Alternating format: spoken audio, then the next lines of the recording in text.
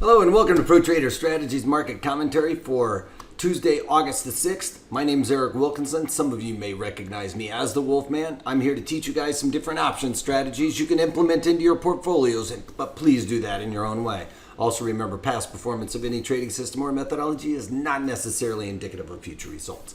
All right, let's get it on with some economic data. We got a couple of Fed governors speaking today. We already had Evans speaking, Bullard speaking right about now. And then the economic data, we got job openings through JOLTS coming in at 7.35 million, right in line with expectations. We got the TIP economic optimism coming in at 55.5, expected to be 54.6. That's good. I mentioned the two Fed governors, and then I thought we had one other economic data point in here to go over. I'm not seeing it right now. I thought there was something else. All right, anyway, let's get on with the overall economic data, or outside of the economic data, let's get on with the overall markets. After yesterday, we had a crazy day. It looks like everything's somewhat forgotten. A lot of yesterday's move was based on new rounds of China tariffs, trade war, China coming back and saying, they're not going to buy any farm products or oil from us. They're going to go to Iran and stuff like that. So a lot of this trade war stuff really stirring the pot.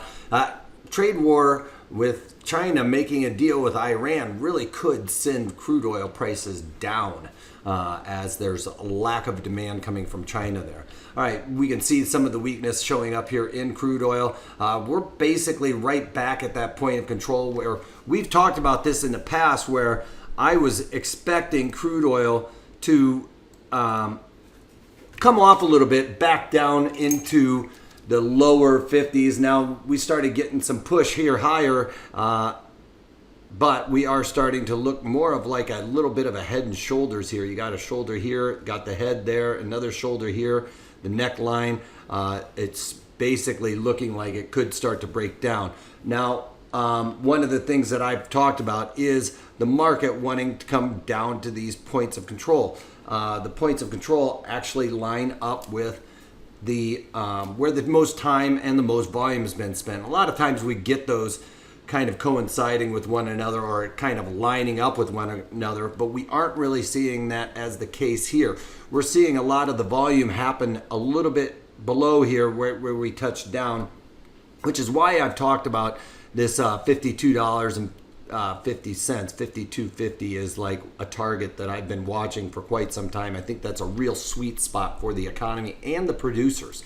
So I'd like to see it settle down here. Now, one thing we note when we see these points of control right here, we got two separate points of control. One's for the volume, one's for the time, the amount of time spent there. It doesn't mean that we're actually transacting. It just means price is floating around there. Now, where we're really transacting is where the other volume node is.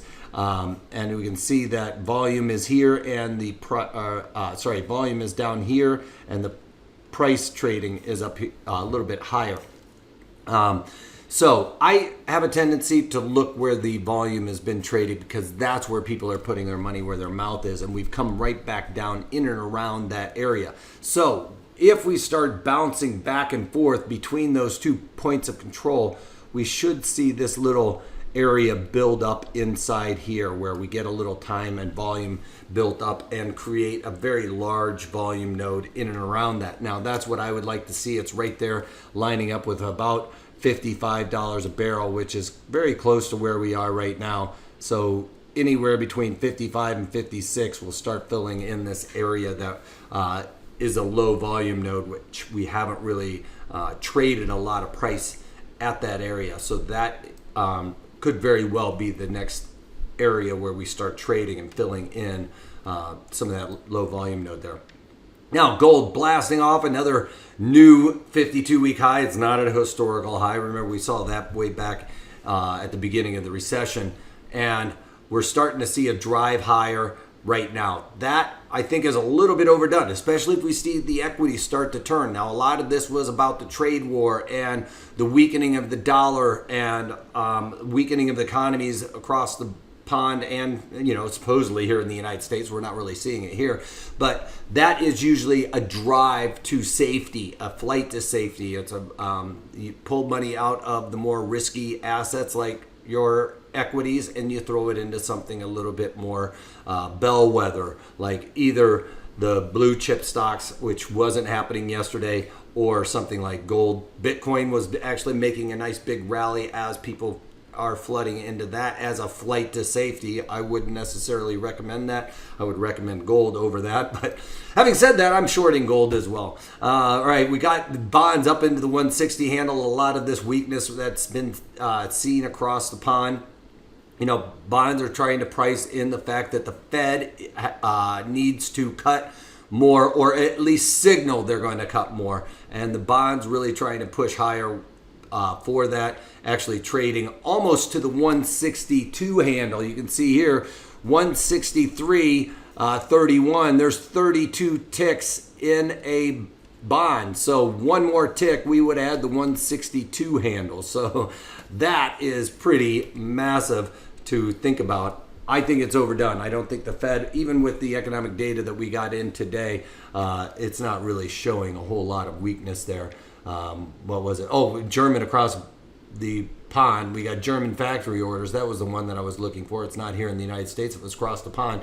Came in at 2.5%, expected to be 0.5%, and they revised last month's number up slightly. That is really good. We haven't seen good economic data out of Germany, let alone the rest of Europe, in quite some time. Germany manufacturing is going to be key for the economic recovery in Europe, because France and Germany are the big factory or the big manufacturing aspects of the European economy. All right, then we move over to the VIX. You can see the VIX, massive spike up into the 25 handle yesterday, or very close to it anyway, touching upon that. Now we can see the VIX giving up a little bit of ground here, almost down 2 points from yesterday, and that's because we're seeing the equities start to rally here. Dow Jones just clawing on to some positive gains here. It looks like a red bar because we're lower than we were when we opened, but we are right back down to that point of control. Yesterday when I was talking, it was looking like the 26 handle. We ripped right through that towards the end of the day and tested the 200-day moving average. That's acted as support.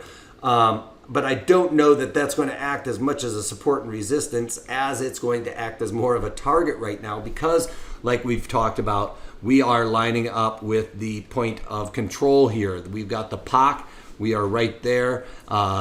In between those, remember we talked about it could start to fill in that area as well, but here is the 200-day simple moving average that has acted as support, but it also lined up very nicely with the point of control. So I don't know that it's going to act as much as a support and resistance as we've gotten there to that target, and we could start to see ourselves settle down. Now, a lot of people I've been hearing talking about buying calls for this rebound. You guys, nobody knows directionality necessarily. You may have a directional assumption, but one of the things is you can go online and learn how to build a strategy. Go out there and buy a call. I can tell you how to do that. Anybody can, but they can't tell you how to implement it. And I've been trying to talk to people till I'm blue in the face. Don't go out there and buy calls right now. We've gotten that volatility spike. We just saw it in the VIX. That's carrying out throughout all of these stocks. So when you're looking at individual stocks and you're thinking I need to buy a call, well, you're doing it in the wrong situation. We've gotten that volatility spike. If you buy a call, you could get the directionality right, but still lose money because of getting hit on the volatility crush, all right? So stay away from that. Watch these videos, you guys. I have specific rules for when you implement any given strategy, all right? So please stop saying you're going to buy calls in high volatility.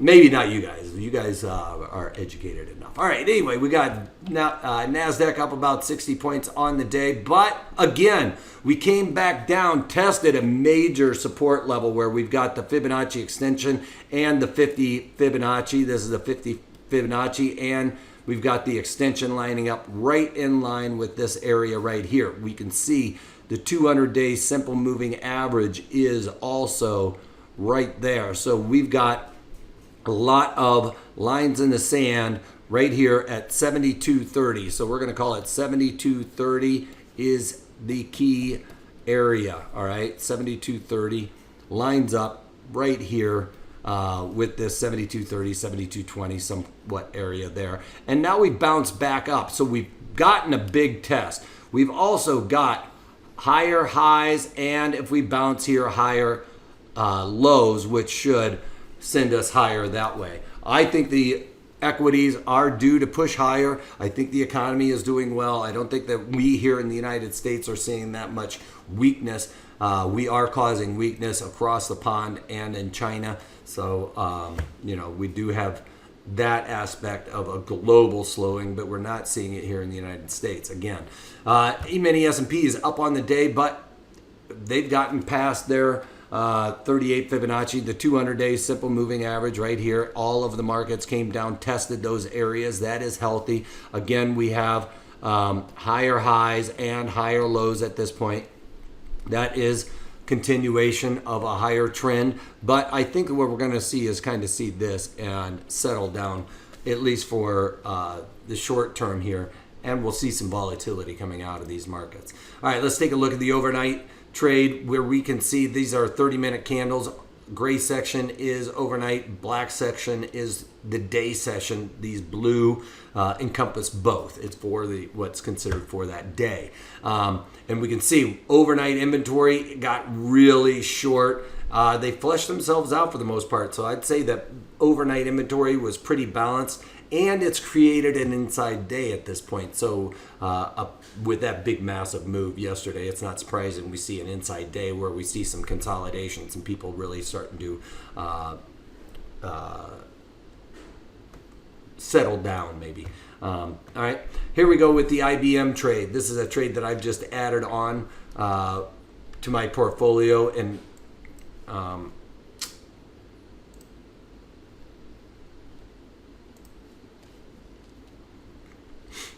so with IBM, I added the September and sold the 125 puts in there for $1.21. Of course, the 125 puts are slightly higher than where we're seeing the Fibonacci right here. We got 124.60, but with that being said, I'm on the 125 puts that I sold, and I collected $1.21 credit. So my break even on this trade, you take this, subtract the 121 out of that trade, and then I've got 123.80.